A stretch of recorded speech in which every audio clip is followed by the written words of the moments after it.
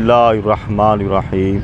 अस्सलामु अलैकुम रहमतुल्लाहि वबरकातुहू। लाखों करोड़ों दरूदो सलाम ताजदार अंबिया हज़रत मोहम्मद सल्लल्लाहु अलैहि वसल्लम पर।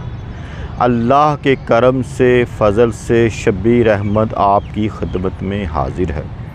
पहले तो आपसे गुजारिश है कि हमारे चैनल को सब्सक्राइब करें और बेल आइकन का बटन भी दबाएं ताकि आइंदा आने वाला इस्लामी बयान उसका नोटिफिकेशन आप तक पहुंच सके। आज हम अपने इस बयान में एक बादशाह का ज़िक्र करेंगे कि वो बादशाह अपना दरबार लगाए बैठा था। उसमें बादशाह के वज़ीर, बादशाह के मुशीर और रियाया के लोग भी शामिल थे। बादशाह ने एक दरवेश को, एक अल्लाह के वली को, एक बरगज़ीदा बंदे को अपने पास बुलाया और एक रुमाल उसे दिया और ये ऑर्डर किया, ये हुक्म दिया, ये कहा कि तेरी नज़र में इस महफ़िल में, इस मजमे में जो सबसे बेवकूफ़ बंदा है, ये रुमाल जाकर उसके सर के ऊपर रख दो। अब अल्लाह के जो वली होते हैं उनका कोई काम हिकमत से खाली नहीं होता। उन्होंने जब बादशाह ने कहा, उसके बाद सारे मजमे पर नज़र दौड़ाई। उनको कोई बंदा ऐसा ना लगा जिसके सर के ऊपर जाकर वो रुमाल रखते। वो बादशाह के दरबार से चले गए। कुछ अरसा गुज़रने के बाद वो बादशाह के दरबार के करीब से गुज़रे। किसी से बादशाह का हाल पूछा तो पता चला कि बादशाह जो है वो बहुत बीमार है। कहने लगे चलो बादशाह की तीमारदारी कर लेते हैं, बीमार पुरसी कर लेते हैं। चुनाचे इस नीयत से बादशाह के पास गए।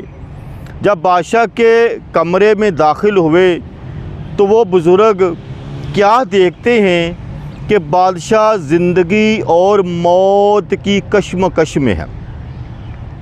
यानी बादशाह का आखिरी वक्त जो है करीब है।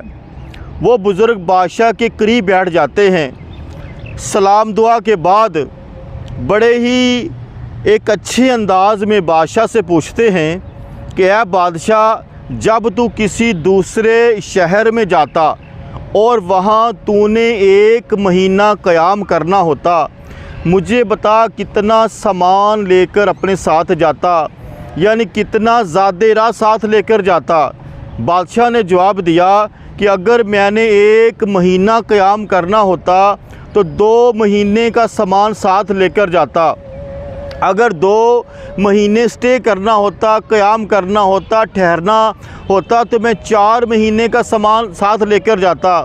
फिर वो बुज़ुर्ग कहते हैं कि या बादशाह, जब तू किसी दूसरे मुल्क में जाता और वहाँ तूने 1 साल क़याम करना होता तो कितना ज़्यादा राह साथ लेकर जाता, कितना सामान साथ लेकर जाता।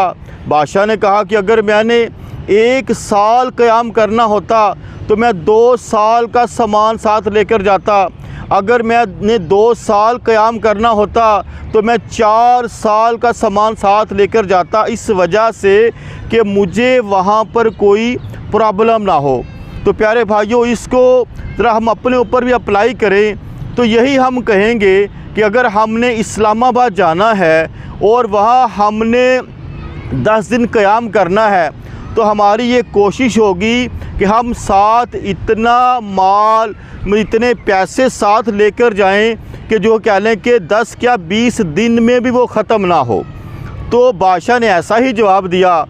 उसके बाद वो बुज़ुर्ग रहमतुल्लाह अलैह बादशाह से पूछते हैं कि ऐ बादशाह, आज तू इतने लंबे सफ़र पर जा रहा है, तूने हज़ारों साल जो है कब्र में गुजारने हैं, 500 साल की जो है कह लें कि जो राह है पूरे सरात तूने उसको अबूर करना है। اور قیامت کا 50,000 سال کا ایک دن تو نے دیکھنا ہے، مجھے بتا اتنے لمبے سفر کے لیے تو نے کتنا زیادہ راہ اکٹھا کیا ہے، کتنی نیکیوں کا خزانہ اکٹھا کیا ہے، تیرے نامہ اعمال میں نیکیوں کا کتنا انبار ہے۔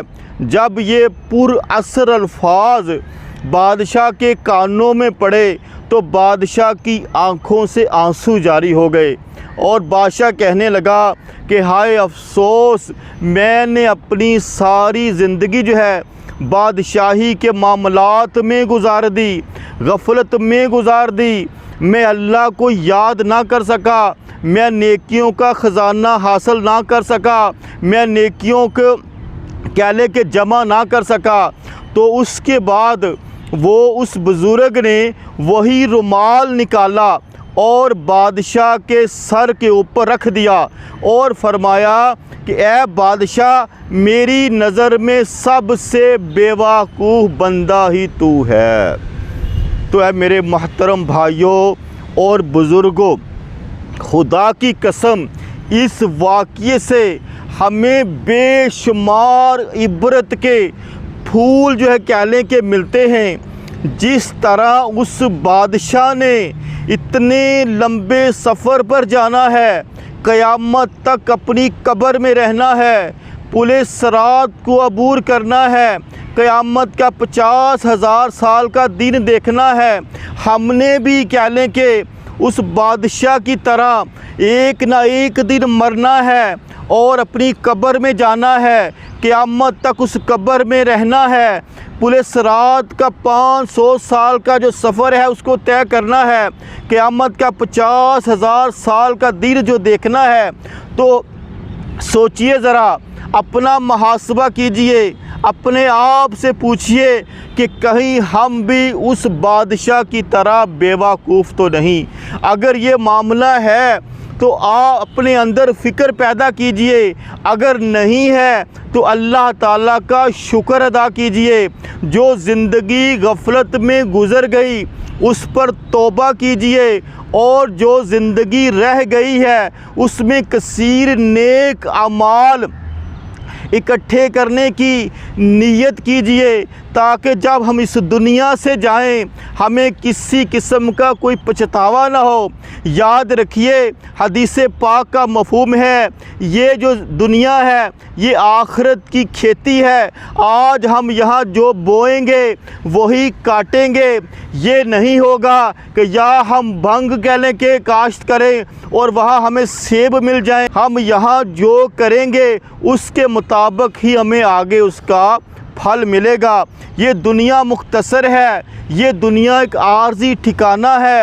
وہ لوگ جنہوں نے خدائی کے دعوے کیے، شداد بادشاہ کو دیکھ لیجئے، فرعون کو دیکھ لیجئے، بخت نصر کو دیکھ لیجئے، نمرود کو دیکھ لیجئے، یہ وہ لوگ تھے جنہوں نے خدائی کے دعوے کیے، لیکن وہ جب ان کی موت کا وقت آیا سارے کا سارا خزانہ، مال و متاع انہیں چھوڑ کر اس دنیا سے رخصت ہونا پڑ گیا۔ تو جس طرح ہم دنیا کی فکر کرتے ہیں، ہمیں اپنی آخرت کی بھی فکر کرنی چاہیے۔ عجیب ہے وہ شخص جو اربوں روپیہ تو رکھتا ہے لیکن پھر بھی اس سے اپنی قبر کی روشنی کی فکر نہیں۔ اللہ تعالی ہمیں آخرت کی فکر نصیب فرمائے، قبر کو روشن کرنے والے اعمال کرنے کی توفیق عطا فرمائے۔ اللہ تعالی ہمیں اپنے ماں باپ کی خدمت کرنے کی توفیق عطا فرمائے۔ تو جس بھائی کو، بہن کو، بزرگ کو، ماں کو، بیٹی کو یہ بیان اچھا لگا، پسند آئے، وہ ضرور اس کو لائک کرے، آگے شیئر کرے، اور ابھی تک ہمارا چینل سبسکرائب نہیں کیا تو کر لے، بیل آئیکن کا بٹن بھی دبا لے، تاکہ آئندہ ایسے اسلامی بیان آئیں تو اس کا نوٹیفیکیشن آپ تک پہنچ سکے۔ نیکسٹ اسلامی بیان تک شبیر احمد کو اجازت دیجیے۔ اللہ حافظ۔